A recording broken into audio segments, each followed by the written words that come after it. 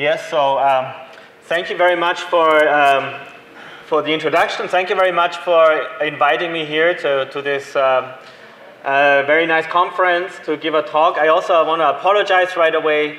I'm not able to stay all the time. Unfortunately, I'm also in the middle of teaching season, so I can only be here for 2 days, so that's very unfortunate. But what I want to talk about today is our recent advancement or development towards for long distance QKD. However, I want to look at aspects of alternative codings other than the polarization which is usually used. And as the title is already saying, this will be time-bin. So, but first of all, I'll try to give a little bit of background of where we are and also our polarization-based system. So, what is the, why is this relevant? Well, in the future, one day there will be a quantum internet, right, which connects various different systems and users with long-range and short-range systems, and several of those links are expected to be free space. Of course, the ultra-long distance one will be with satellites and ground, but there will also be things like links to aircrafts maybe, or other free space / short-range or mobile applications, which will also be free space based. Now, traditionally, the choice for encoding photons in free space channels has been polarization. So the reason is polarization, and this was discovered, actually in quite early days of laser technology, for example. Polarization is not affected by atmospheric, let's say, turbulence or atmospheric problems. I should say polarization of optical beams or optical photons. So, for example, in this early work here from a German researcher, this was in the early days of laser, so 1969. He was able to demonstrate a polarization error around 10 to minus 5, and he concluded that given his signal to noise and so on, it's at least less than 10 to minus 4 polarization angle error in terms of radians. But more recently, and in particular relevant to QKD, these kind of tests have been performed in various scenarios and cases. For example, the famous 144-kilometer horizontal link between the Canary Islands showed a Q bar of less than 5%. Now, this Q bar was definitely not limited by polarization errors of the atmosphere, it was limited by systematic errors. Similarly, it's, for instance, laser links with satellites. People have looked at the polarization errors, in particular the Japanese group headed by Morio Toyoshima, for example. And in this publication here, they discussed the polarization errors they observed for lasers going up and down between satellite and ground, and it's all looking very favorable for QKD links. However, one issue which comes up with using polarization is that the reference frames will have to be aligned, right? So what I'm referring to is, well, while the channel is maybe very nice and very well behaved, so to say, Alice and Bob, whichever of them is moving, but they can be uncertain in pretty much all 6 degrees of freedom of rotation and translation, right? And so if I were to implement a polarization-based quantum communication, of course, the reference frame has to be fixed or aligned. I have to make sure that my horizontal vertical basis, whatever that means in my reference frame, aligns with what Bob is expecting. And there's 2 main, so to say, lines of thought of tackling this problem. One of them is to implement active stabilization of the polarization, and such as we've implemented here on our free space link. So we literally measure a portion of the photons, perform a quantum state tomography in real time, and then adjust wave plates to set the polarization that is being transmitted.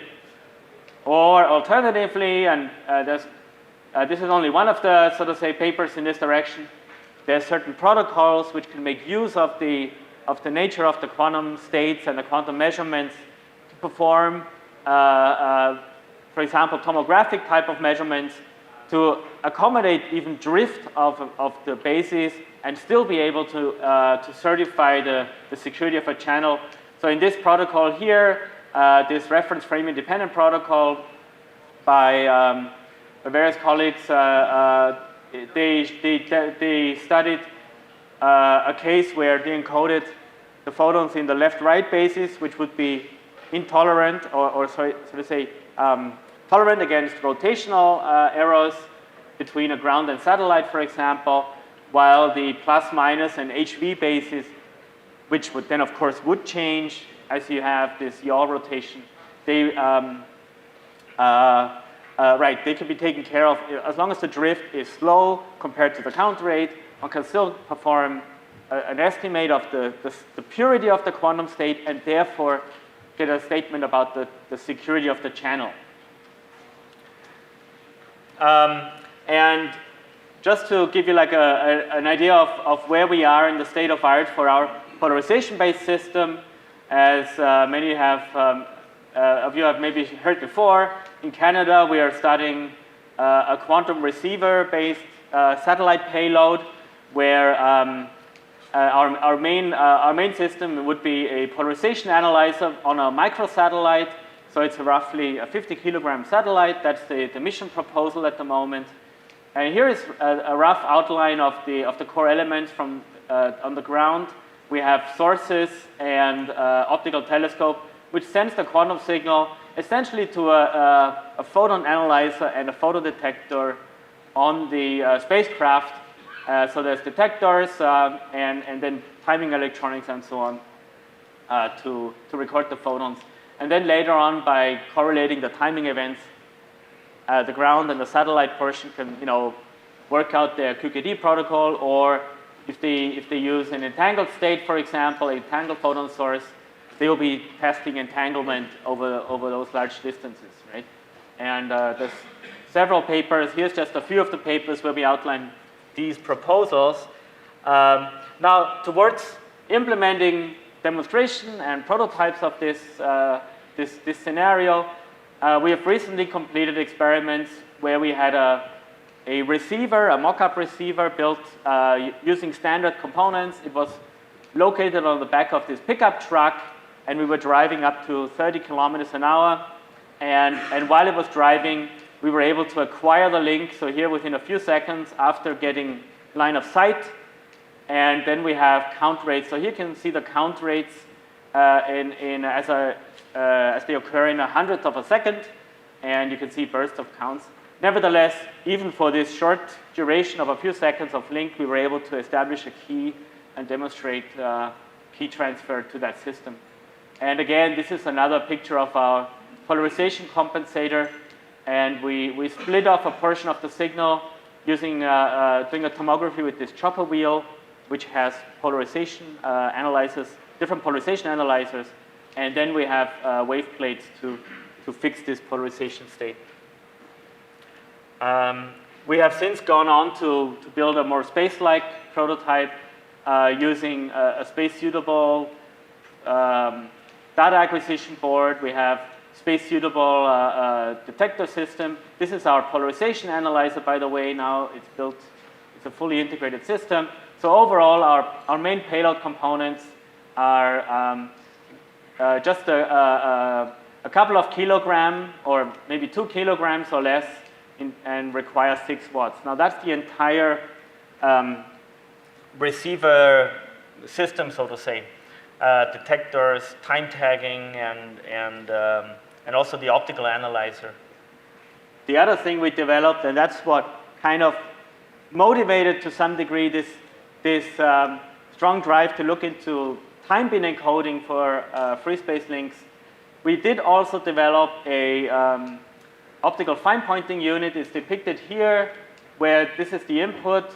There's some folding geometry and folding optics and an actuator, fast tip tilt, and then couples the photons into this optical analyzer. And this is designed and built to compensate the so to say, tracking error of the satellite. So over a roughly half a degree roughly of error, the system will still correctly compensate for those pointing errors and couple the photons into those multimode fibers, effectively with a 50 microradians pointing error in the end, right? So the great thing we see here is that we can preserve a very good Q bar. Now this is the system Q bar over the complete field of view. The count rate is pretty constant, and also over all of the travel range we were able to perform QKD. So that's a really nice proof that this system works well and as required.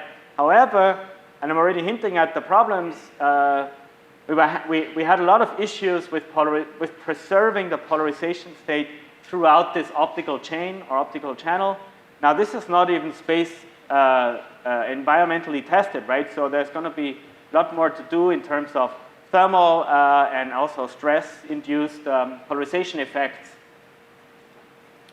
And I have a short video showing the system in use. I think it's very nice. We could see the front-end interface. For me, this was really amazing to see, right? In a moment, because you'll appreciate that in a moment when we show you the telescope, it's actually moving and shifting around. You can see it here. This is our mock-up receiver, and the fine pointing is at the back. And you can see this motion. This is roughly 1 degree of a circle moving around. And while it's doing this kind of motion, the transmitter is over here in the lab. We were always able to get consistent QKD into this 50 microradian field of view. So with this system, we were able to show, let's say, under the losses and conditions we expect for a satellite uplink, I have to say, that within roughly after 50 seconds, we can generate an actual secure key. This includes the full protocol with key error correction, privacy amplification, everything. It's a decoy state BB84 protocol, and after 100 seconds, we were well above our required 10 kilobits of key. So there's more details also in this paper regarding our system and also the protocols that we implemented. And lastly, right now, literally at this moment, our team is at a couple of airports near Ottawa preparing the system for actual airborne QKD. Here you can see all of our receiver system in one crate, and it's being installed in an aircraft at this very moment. So now, with this kind of giving you this kind of state of the art, you might, I do want to switch over now to this question of, looking into alternative encodings, and so it's kind of interesting, right? In a lot of sense, people would say, or including myself, right, when we started this work, well, polarization is great in atmosphere. It works really well, at least for optical photons, and the rest is an engineering problem. But it turns out by actually trying to do these systems and build the systems, and we did work closely with also a very capable space industry, there's quite a lot of issues that turn up. And and they're very fundamental. For example, just the Fresnel coefficients when you reflect an optical beam of a surface, such as a mirror, right? Of course, you pick up a phase change between S and P polarization. Now, what this means is that, for example, a telescope, like let's say here, like a regular Cassegrain type telescope, will have depolarization effects, even though they might be not too large, right? They may not affect us in many situations. Yet they are present and they're fundamentally there. You do get, just due to the curvature of a primary mirror, you will pick up radial birefringence, right? So this is out of a nice piece of work from this American group here. And these vectors indicate the direction and magnitude of birefringence. So what this means is that as you're trying to build now in the satellite, we would like to have, let's say, larger aperture, but we want to have small, compact telescopes. And then actually this problem gets harder and harder as you shrink the dimension of such telescopes. And there's another analysis from some Chinese co-workers on depolarization effects of Cassegrain telescopes used in LiDAR. And it also turns out that a very nice design, which would be a Newton design, is actually the worst you can have because your secondary mirror is at 45-degree angle incidence, and then your polarization effects get really bad. So that's one of the motivations. So now, later at the end, when I come to my overview, I'll see why this is, I think, also interesting for other reasons. So, of course, photons have many degrees of freedoms which can be used, and you know, spatial mode and others, you know, quadratures of light, and of course, time bin is one that we've been tackling here. And the big question is, are they suitable for such a long distance link where you have issues like you know, motion and pointing errors as well as turbulence, which will distort your beam? So here's an example. I'm trying to illustrate this problem. So let's say this is actual beams of entangled photons taken with an intensified camera. From a single mode fiber, you get a nice beam. After just a short section of multi-mode, your beam is very, very, you know, scattered, or how do you say, structured. And now this is a problem. If you think of such an unbalanced interferometer that is, of course, needed for analyzing time bin photons, time bin signals, even with a nice Gaussian beam like this one, right? If you have an incident, a variation of the angle of incidence, right? Your beam that is propagating through this interferometer will pick up, so to say, lateral displacement as well as phase shift errors. And this is just like illustrating just from overlap, just the overlap of your two Gaussian modes that emerge at the end. With a given angular incidence, your visibility will drop, right? Now this doesn't even include the problem of multimodicity as we have here. So there's a couple of issues. Now, existing solutions, or the obvious ones are, well, what about coupling back into a single mode fiber after the channel, after the transmission? Yes, that is of course possible, but losses can be very high, of course, depending on your beam quality. Or using adaptive optics to couple into the single mode fiber, but that can also be technically very challenging and even can be lossy depending on the system.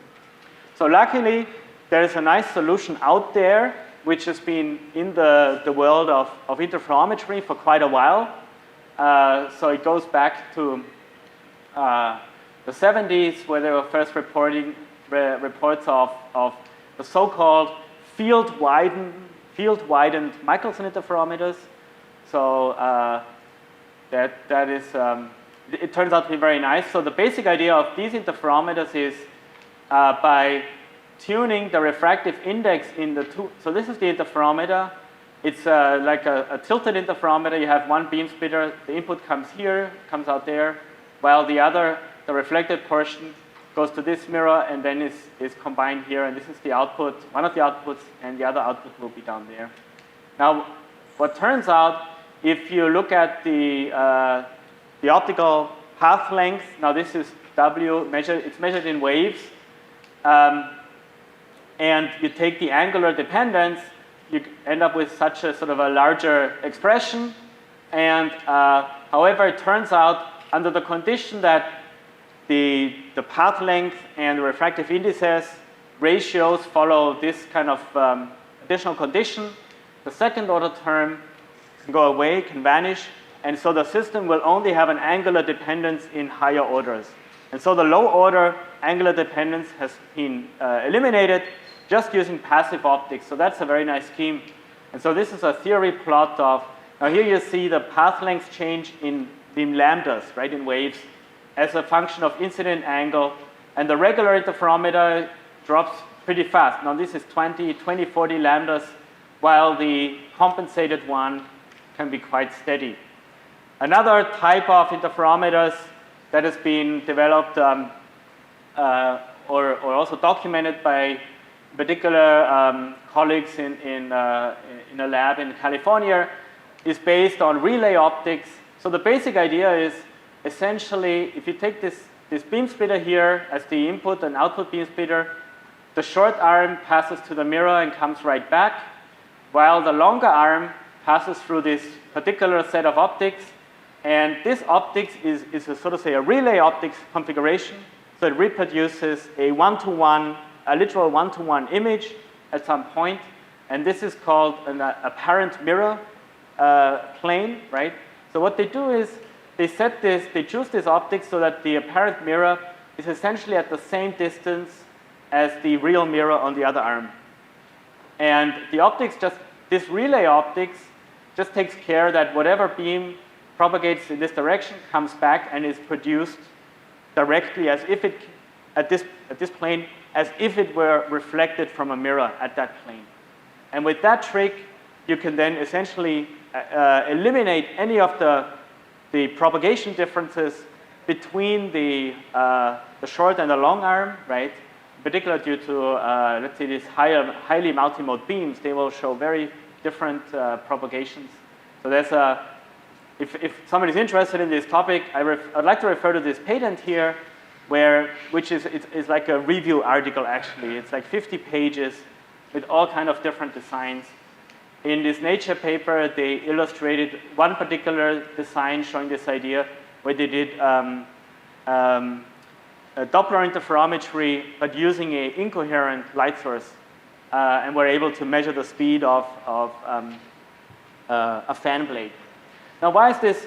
So this has been around quite a while. I would like to point out one of the really cool applications was planet detection, where extraterrestrial, extrasolar planets, where they use these type of interferometers to detect the wobble of stars as planets are circling the stars. And there's a slight Doppler shift which they can detect using such interferometers. Now, applying those to quantum is hopefully a straightforward thing, right? Because our photons are in the end also optical beams, optical modes. So we did a couple of ray tracing. We pursued in a first iteration, a simple test using a simple 4-lens relay optics as a first test and to show that it works. And yeah. So one of the differences you can see, we looked at what happens if I have a nice Gaussian beam coming in or a mode coming in through such a multimode fiber. And the way we demonstrated the functionality of this, so once we were able to show that the visibility just with a laser beam is high, we actually used an entangled photon source. And so one of the photons is sent to a regular polarization analyzer, and while the other photon is sent through a time bin converter, as we call it. So we convert the polarization into time bin, and then this is sent over the multimode channel into this corrected relay optical system, right, with the time bin analysis. So what's the benefit of doing it in this way? Well, it turns out with this hybrid entangled state, right? So we're replacing one of the photons, we're turning the polarization mode degree of freedom into early-late degree of freedom. So we end up with such a kind of a state. It's great because on the polarization photon, of course, you can do full tomography. You have access to all of the angles in the Poincare sphere. While with a time bin, so with the time bin photon going here, it's actually difficult to access all of the states that are possible, right? You would have to essentially change the splitting ratio of the analyzer, of the beam splitter, for example, and of course tune the phase. So this turned out to be quite useful because then we were able to perform a tomography essentially on this photon here while heralding certain tomographic states from the other side. So these are the first test that we had. So this is the mode that we generated. Now measured, these are entangled photons measured on an intensified camera. We have 2 nanosecond time delay, and we get 2 different contrasts or bases. One is for the early-late bases, right? So to say, computational basis if you want, while the interesting one is the interference, which would show up in the central peak of the coincidence diagram. And we can, overall, our system has entanglement visibilities of above 80%. I do want to point out the interference visibility just using a laser in this kind of interferometers was well above 90%. 97 was our latest record just recently in the lab. But then this system includes, you know, 2 interferometers and other things like also the source. So that's why the visibility, the final entanglement visibility was dropped or did reduce. And we performed a quantum tomography, as I was trying to say, right? By using different tomographic projections here, we were able to get a purity of the states. Now this line, the green line, corresponds to the superposition basis, while the blue dots correspond to the early-late basis. So that's the computational basis. So overall, this is looking very good because, and now this is in particular, was studied in collaboration with Norbert Lütgenhaus and his group. We were able to show that with these kind of different visibilities, it is possible to conclude that, yes, entanglement is still well preserved, and it would be suitable for QKD. It would generate a positive key. So this is, for example, based on the latest analysis tools that Norbert Lütgenhaus and his group developed.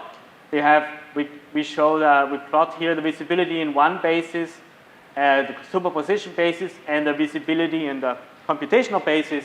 And our data points are right up here. And below this kind of arc, that's the area where entanglement cannot be certified. But for data points like ours out here, entanglement is present or can be certified. And then we know that the system could be useful for entanglement distribution or QKD. And in terms of outdoors, that's our next step. We are right now, we already did a lab setup. This is a transmitter telescope, and we sent the signals to the receiver over here. And what you can see in those foam boxes are and this is the transmitter, this is the receiver side, are the interferometers. So in order to stabilize them passively, we put them into those foam boxes. And here in those 2 crates, you can see all of our source and other equipment required in this test. So this did work, and we don't have actual results yet to report, but it's looking very positive. And the other thing I'd like to mention, I did point out those field-widened interferometers, and I thought that was a really cool thing to notice, right? And it turns out, you know, as long as this condition is fulfilled, right, the distances and refractive indices have to have the certain ratios. It should be compensating. And we managed to find a piece of glass, a cube, which is 118 millimeters long. So here you can see the actual glass cube in the lab, and we built an interferometer around it. The time delay here was 0.57 nanoseconds, so not quite as long, but we used very highly precise detectors from MPD, which have a good time resolution, and we were able to discriminate the coincidence peaks. And we're able to show also 90% visibility in the superposition basis. This scheme is very nice. Right. Did the same experiment, and also here we're able to show consistently high visibilities or entanglement quality as we change the angle of incident, given even that the beam is looking this bad, so to say. Right? Now I already listed some of the challenges. Okay, sorry. I want to point out alignment was actually really easy. When we got this idea sorted out, so this is after Jennewein and Sasha Agne, who worked on this for 2 years essentially, trying to get some visibility out of the other optics. With this glass cube, in 1 day, we had a high visibility. Everything worked, so they were like really surprised. However, there's challenges. There's, for example, a big chunk of glass creates a lot of dispersion, and also temperature could be a big issue with such an amount of glass. So,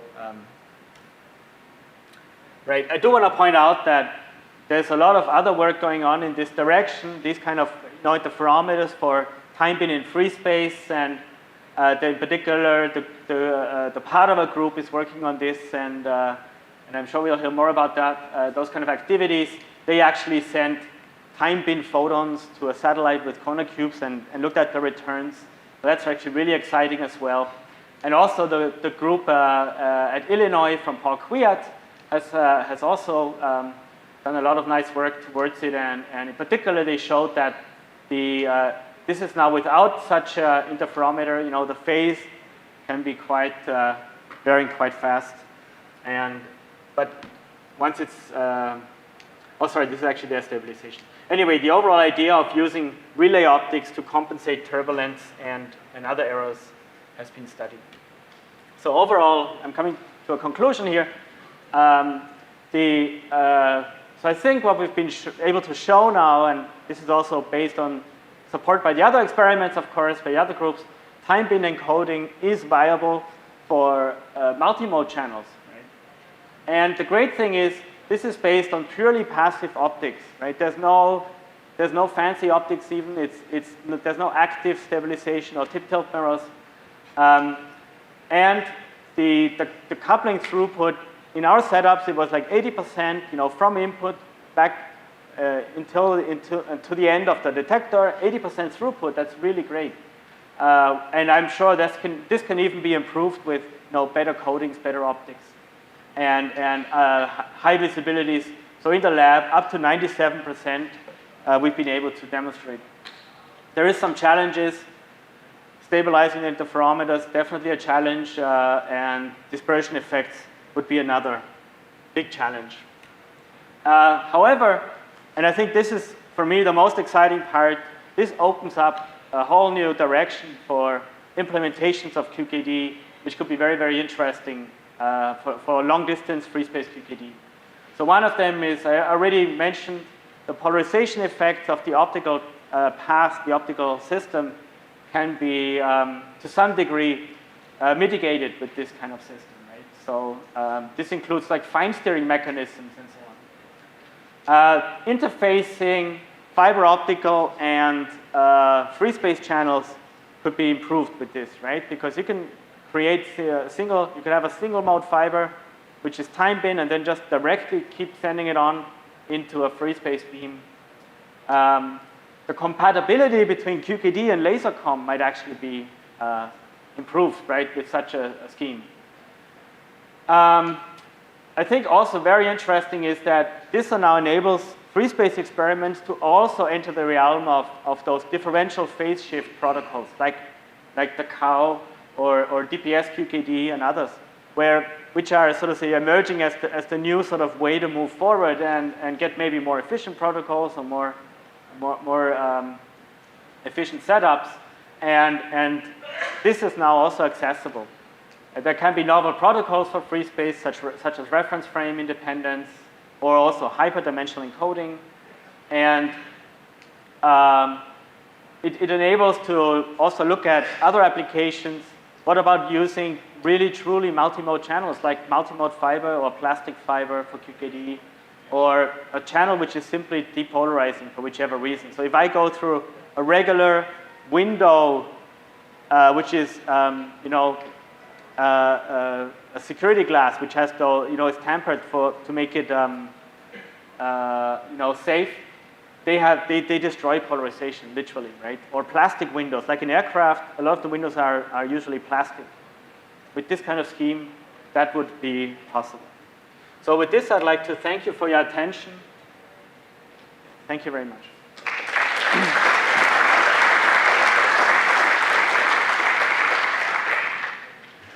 Thank you, Thomas. There's not really time for questions, but I will take one while the next speaker sets up, if there is. Thomas, can the dispersion, can you fix that by using two different types of glass, basically, a high index and low index glass, to partially compensate that? Or does that screw up the field widening aspect of the interferometers? Yeah, very good question. I'm sure it's possible to do something. Yeah, we have not investigated this further. What we did in our case is we just used the same chunk of glass for the transmitter interferometer as well as the receiver interferometer, and so they were, so to say, balanced. That was the approach we took.